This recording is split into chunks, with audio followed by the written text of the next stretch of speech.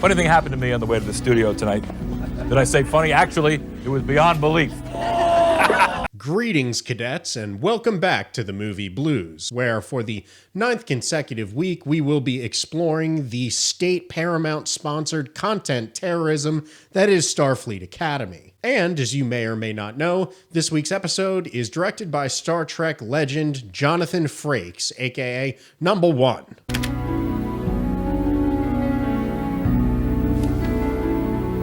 Now, this is the director of sterling Star Trek content such as First Contact, as well as a handful of TNG episodes and some Discovery ones. So with Jonathan Frakes returning to his stomping grounds, that leaves some pretty big questions in my mind for this week's episode. Like, will Jonathan Frakes find similar success directing a Starfleet Academy episode as he found directing TNG content? It's fiction. Will this episode be more like the time he directed First Contact or the time that he directed Insurrection? The crumbs are out there, and I'm the big bad wolf scooping them up. Can Will Riker himself save Starfleet Academy? Not a chance. Or will Jonathan Frakes frankly clown himself by joining up with this show? Take this portrait of a single clown. And of course, there's other big questions on my mind, like, does milk only come in a carton? Milk only comes in a carton. Will Jonathan Frakes regret taking this photo? If someone takes your picture, they steal your soul. Will Riker himself add another classic episode into a series that lots of Star Trek fans have been hailing as one of the best Trek series we've had in years? It's a total fabrication. For answers to this question and more, please join me in the greatest series to ever cover the worst series ever put out by Paramount Plus, Starfleet Academy, with my review of Episode 9, The 300th Night. Let's go. Welcome to tonight's main event. Welcome to Year's End, which for me and the cadets finally signals the poopy-tinged light at the end of a shit-covered ass tunnel. We begin this episode with the cadets doing what they seemingly do best, getting tits up wasted.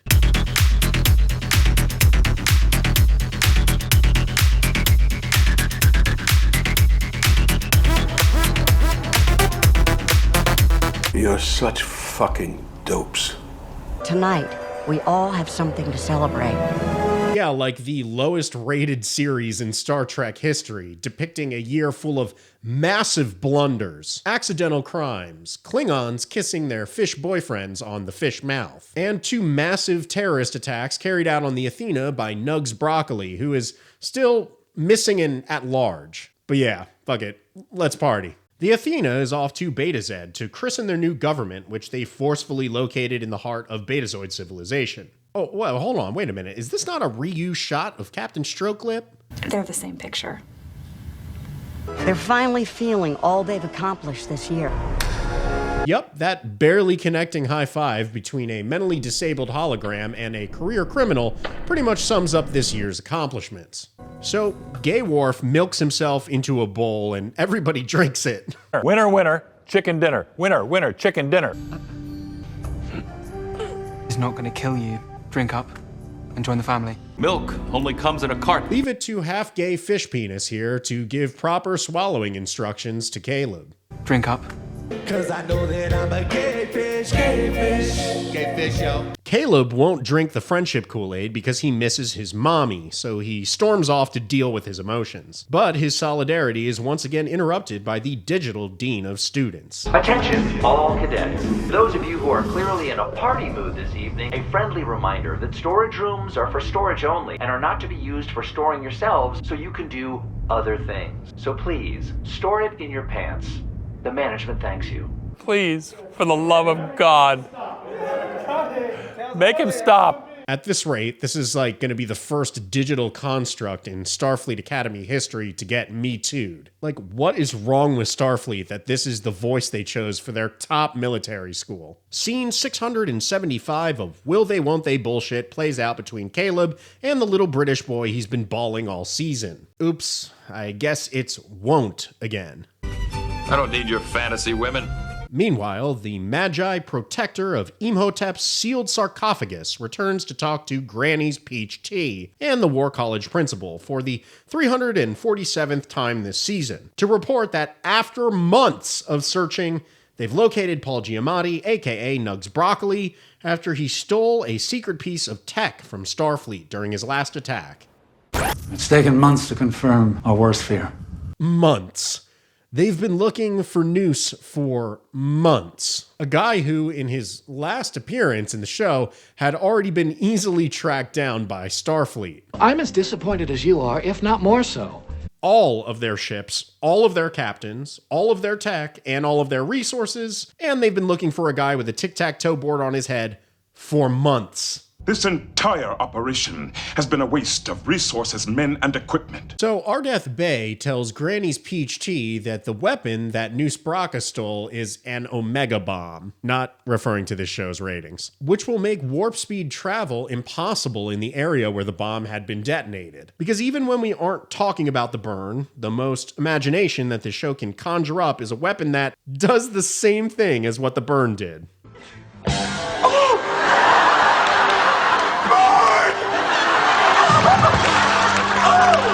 I knew he wasn't done with us. So you knew that he wasn't done with you for months now, and what steps have you taken to prevent him from coming back? Oh, right, none. In fact, last week you spent your time traveling to a hologram world with Starfleet Radio to get her microchips stuffed back into her brain, while the most infamous terrorist in all of Federation space was once again given the time and space to deviously plot his dastardly plan, which includes using a weapon he stole from you guys in the first place. This would be like if we found out that the US government had somehow supplied the money, weapons, and given the space to the people who pulled off 9/11, which that definitely didn't happen. That wasn't something that cut. If you thought this story was based, you're right. Meanwhile, Caleb finally discovers the secret channel his mommy has been sending him messages on, discovering that she left him 2 years of voicemails to comb through.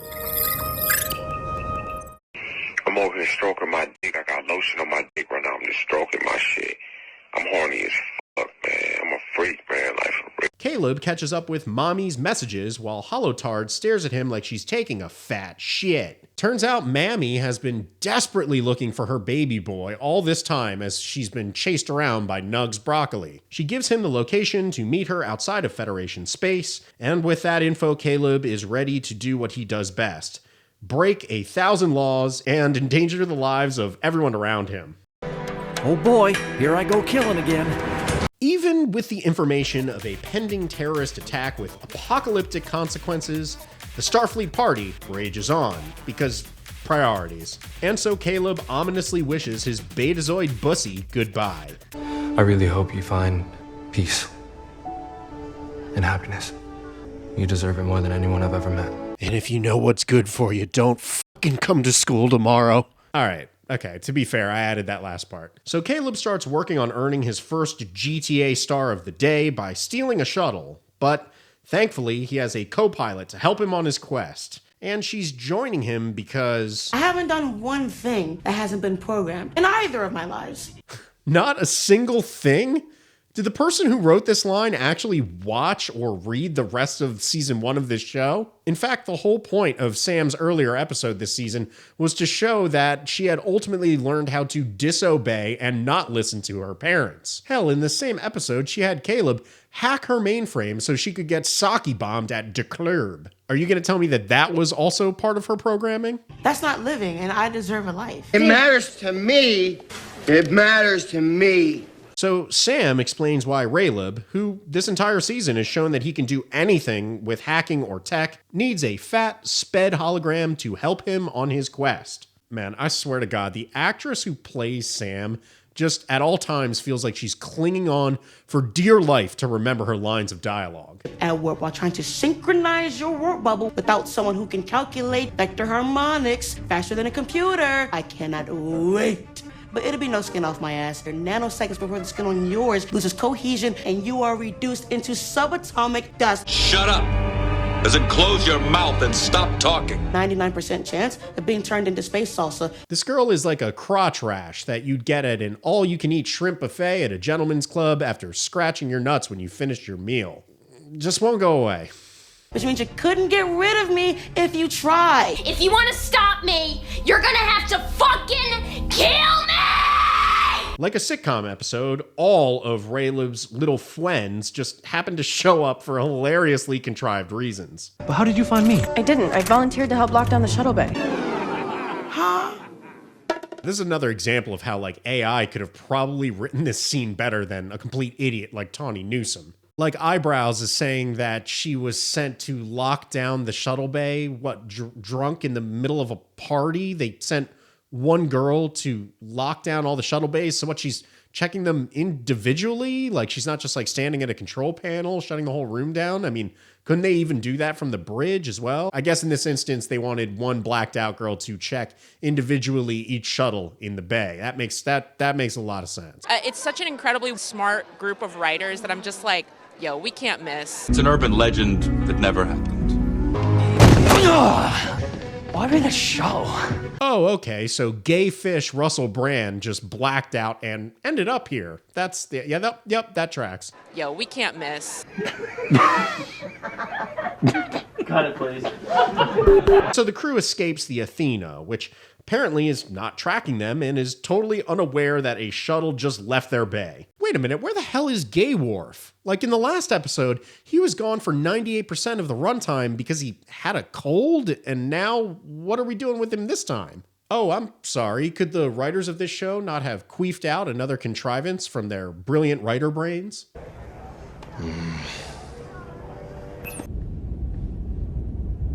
Besides, you look good in a dress. Arriving at Beta Z within the hour. Please do make sure the uniform you're wearing is your own and has been thoroughly sterilized. Ah, yes, a window-licking computer that is well-suited for the short bus full of morons that now comprise Starfleet. The cadets finally arrive at their destination. Great. Same, brother. So our team of intrepid, intellectually disabled space wizards beam down to the planet, Yukok, inexplicably wearing inconspicuous disguises. Yukok is another dimly lit nightclub-adjacent, filthy merc world that Kurtzman Trek loves so much. Most likely inspired by what Alex Kurtzman sees out the window of his bay-facing bohemian butt palace he owns in San Francisco with his Filipino boyfriend and his 3 cats named Chairman Meow, Pernie Sanders, and Meow Zedong. And with that, Raylib and the crew split up and begin to search Timu Blade Runner City for signs of She-Hulk. Meanwhile, Granny Peach Chi and her pals discuss how to find Raylib and company. They're traveling to Ukek now on a Starfleet shuttle. Please have Starfleet alert me if you're able to track the shuttle. Jesus Christ, GPT, you should be able to track a shuttle that just left from your ship. Trace the ship's warp signature, or like trace the actual shuttle itself, which I'm sure has some kind of homing beacon built into it. I mean, literally do anything, you wrinkly old bat. No bullshitter.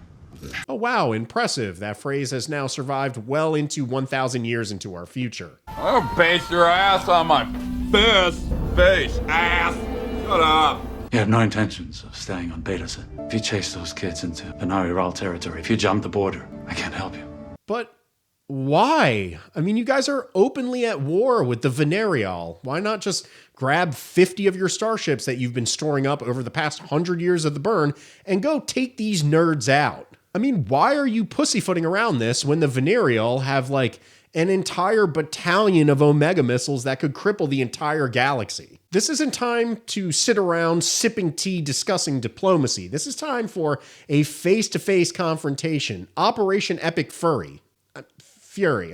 Back in the opening level of a Bethesda sci-fi RPG, Raylib, with his face covered as if a single person here would even recognize him, rare things on sale, stranger, searches without any direction whatsoever for his missing Meemaw.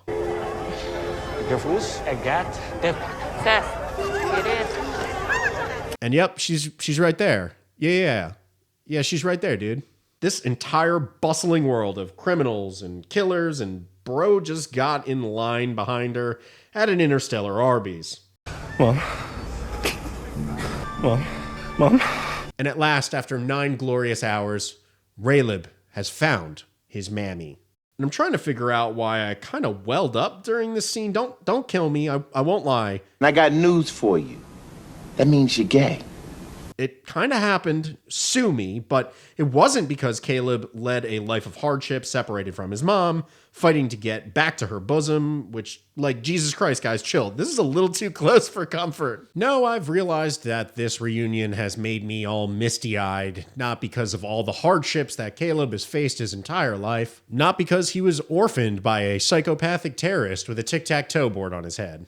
I'm emotional because Caleb's life has been destroyed by STARFLEET, not Nugs Broccoli. Just like me, your humble narrator, Caleb has been tortured in prison, misled, abused, and mortified by STARFLEET for an entire year. Feel your pain, bro. STARFLEET ruined his life by persecuting his mother over stealing food from them, something that STARFLEET has in infinite abundance. Then we've watched as STARFLEET denied him the ability to find his mom for an entire year, which he did in about 30 minutes, held him down and stripped his manhood at every possible turn, cucked him with prejudice with a 12-year-old looking boy, and forced him to cohabitate with the most mentally gay, glitter-barfing, and broke-down crew of cadets since the San Francisco School for the Mentally Disabled took a trip to NASA Space Camp. There is one enemy in this show that has broken the hearts and minds of our unwilling protagonists, and that enemy is undoubtedly STARFLEET. So Caleb's mom gives Caleb the same advice that Tawny Newsom's mom gave her every time she came home from school with a report card of straight C-. You are brilliant. You were always brilliant. I mean, I ain't say that, but you. I did, and I'll say it 1,000 times because I love my friend and I'm so proud of her. So Rayleig's mom, who's sporting a new Kurtzman-approved ideal female makeover, doesn't know that Caleb and his friends are in STARFLEET, but she has her suspicions. Who are these people to you? Show me your fingernails. Really, girl? You couldn't tell that these were a bunch of softies without checking their cuticles? We got Abercrombie Timu Russell Brand, a hottie who looks like she's from season 1 of Space Euphoria, and a hologram who looks so well-fed and taken care of that even her digital construct is fat. I could have told you these weren't hardened criminals from a mile away, lady. So these three dullards are tracking down Caleb, and you know, this really makes me wonder about the bridge crew of the Athena. Remember the bridge crew? Because in episode 1, we met all these various adult characters with names and stations. They even got a pro wrestler to be this chick, but since that very first episode, I swear to God, this bridge crew has not had a single line or appearance the entire season. If the Athena can be run by a closeted hologram, a stroke victim, and lesbian Tom Cruise, no wonder they don't need to pay the rest of the bridge crew to fucking be here. Anyway, GPT discovers 2 stowaways on board, and it's Betazoid B-Cups and Gay Wharf, who stayed behind to search for their brethren, which she tries to act mad about even though these cadets have saved their teachers' lives in every combat scenario so far this season. I mean, she should be thrilled to see these 2 gay men on her bridge. Instead, she throws them in jail, or they're kind of jail. I'm going to secure you in the brig, my office. Do not touch anything remotely breakable or, get killed. Okay, so let's secure 2 extremely motivated, ambitious, smart cadets in the principal's office, unsupervised. That ought to show them. Anyway, the crew begins to look for Caleb's lost shuttle. You know, the one that they should be able to instantly track. Extend long-range scans to maximum 360 degrees. This is the power of math, people! Come on! You are correct, Ensign. Warp tunnels throughout that sector. That's what I'd put my money on. We still use money. What? That's what I'd put my money on. We still use money. Bro, what are you talking about, man? Oh my God, it's so infuriating at this point to see the writers of this show so close to understanding the most basic tenets of Star Trek, but still missing the mark. I mean, yeah, it's been thousands of years since Starfleet has used money, so it's funny that she said, oh, if they still use it. But honestly, this phrase would not still exist after thousands of years of currency being eradicated. The joke in and of itself fundamentally shows why this phrase would be eliminated completely from human vernacular. Oh God, you guys were so close. So close. So Fish Dick Russell Brand realizes that Caleb is planning to escape with his mommy and leave all of his terrible friends behind, and that pisses him off into overacting. Did you tell Jaden you were leaving? He invited you into his house. He made you his family. Just a ritual. Not to him! Swear to me! Bro, this guy has known you for 1 year, but he has been searching for his mother his entire life. And now you're gonna, like, Jewish grandmother guilt trip him because he drank Gay Worf's bukkake friendship drink? Honestly, get a grip, fish dick. Literally, in the last major episode about your character, you were fully ready to leave Starfleet entirely. But nah, this dude can't temporarily leave his friends to find his mom. Plus, it's fucking summer break now, dude. Let this man do his thing. Are you this in love with him and this dense that you cannot see that this is his life's mission? But friendship! I never needed the Academy. I never needed any of you. Oh my god, dude. Same. You're a coward. Dude, 2 weeks ago, you almost left Starfleet entirely to get your fish dick wet. For God's sakes, man, give us all a break and just leave Starfleet. Go make another movie. Like, forgetting Sarah Marshall and Arthur were not enough, man. You gotta keep the career going. Finally, Rayleigh snaps and goes on a based tirade that I might as well have written myself. Clown Prince! You're a reflection, don't you get it? In Genesis, you will never measure up to your father. Get him, cuh. You are inherently selfish. No one's gonna follow you into battle because you don't give a shit! Is this story based? Yes. So Caleb's friends rightfully ditch him, besides Holotard, who's just too stupid to be mad. And Sam? You don't know what it's like to get hurted because you don't have feeling. Of course, our brilliant cadets are captured instantly by the Venereal, including Sam, who puts her hands up when she could literally beam herself out of this situation instantly. But again, she's too stupid. I don't understand exactly what you mean. So Caleb is forced to ditch his mom to save his friends. And she's horrified to learn that her son has actively betrayed her by joining, the most important peacefaring utopian and advanced civilization in the galaxy instead of joining her in a life of bottom-feeding criminality. Classic Kurtzman lessons. Caleb's mom shows up and starts blasting asses and doing karate on people 8 times their size, and the cadets fight for their freedom. As I fight to stay awake. Asses are kicked, and during this revolt, Rayleb's mom eats a laser bullet. Yes, very sad.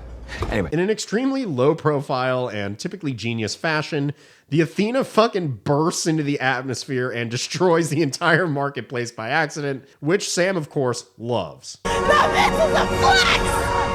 Now this is a flex! Now this is pod racing! Yep. Throw it up on the leaderboard. Another one of the dumbest fucking lines of the entire season. Flexing on them hoes is a phrase that did not exist 7 years ago. It will not exist 5 years from now, but thankfully it's being kept alive by a diabetes-ridden hologram 2,000 years in the future. It's fiction. Get her to auxiliary medbay, deck 2. Wait, why the fuck is Caleb carrying a dying woman to the medbay when this ship has been shown to be lined end to end with personal transporter tech this whole season? I mean, this is some silly shit. And yeah, the Athena escapes in the nick of time, but they are soon knocked out of warp by the Venereal, who are spit roasting and Eiffel Towering the Athena with lasers. So they separate the Athena, ditching half of the ship and throwing away billions of dollars of tech, work, weaponry, etc., just to once again help Caleb find his mammy. Your priorities are right on. Finally, the crew of the Athena discover that Nugs Broccoli and the Venereal have lined all of Federation space in a ring of anti-warp Omega mines. Nugs has walled in the Federation and trapped them. Mammy wakes up in her worst nightmare, being protected by a peace-loving organization with endless resources who have faithfully protected her son, which, is the worst thing that could ever happen. Finally, Mammy and GPT meet face to stroke lip, and we zoom out to see the web of Omega bombs encasing the Federation. Ah, yes. Yet another scientifically bankrupt, logically inept, yawn-inducing hour of Shitfleet Academy. While this is one of the most focused, quote-unquote, best episodes of the season, it couldn't be free from the shackles of limitless bad writing and logicless plotting that have plagued this entire series like Ebola Zaire out of a monkey's ass in a South American cave. Once again, the writers of this show prove that they cannot handle the ensemble cast that they created whatsoever. In an episode where Gay Worf is stuck in the closet again, Betazoid B-Cups has one line of dialogue, the bridge crew was excused or never existed at all. Laura Fuck, aka Michael Obama Hadar, is literally nowhere to be seen. And the main thread of the episode was once again Nugs Broccoli, who didn't even show up for a single second of screen time here. Unfortunately, Jonathan Frakes couldn't escape the violent suckhole of content poison that is Starfleet Academy, just barely scraping by with an episode that could have just as likely been directed by a half-empty soda cup. Did the spirit of Abraham Lincoln actually seize hold of Senator Quigley and force him to tell the truth? If not, how could the boy suddenly speak Chinese? And what can I say? That's episode 9, the penultimate episode of Starfleet Academy. Usually the penultimate episode of a series is the one that really knocks it out of the park. This one was more like a bunt, slightly infield, and we got on first base at best. I love Jonathan Frakes, but the man is beholden to the script that he is working with, and in this case, the writing is a big smear of poop on a bunch of Wendy's napkins that fell out of Tawny Newsom's car. I am personally excited for this journey to come to an end for a variety of reasons that I'm sure you could predict, but mostly of all, I just want to see if they can really top themselves one more time. Can they take it to like Retardus Alpha Maximum just one more time for your boy? That would be great, instead of another boring, listless, uninteresting episode that causes me very much pain. I would like to laugh. That's my hope for the season finale. A good laugh. If you'd like to join me in that laugh, please make sure you subscribe to the channel. Make sure you've watched all of the 8 episodes of reviews of the show that I've done so far. Thank you to everyone in the comments who loves this series, not the TV show, my series, and thank you to anyone who's sharing this, commenting, liking, hyping the video, whatever you can do to help me out, because when this series ends, I don't know if I'm going to have a full-on YouTube career or nothing at all, because nobody gives a shit about this show anymore. We will find out. This and many other questions answered for the season finale review of Starfleet Academy, coming up next from the movie Blues in T-1 week. Until then, get some shore leave cadet, rest up, and get ready for the end. Bye. Cause I love you, and I love you, and I love you, and I've seen all your movies, and I love your movies, and I think you're the best.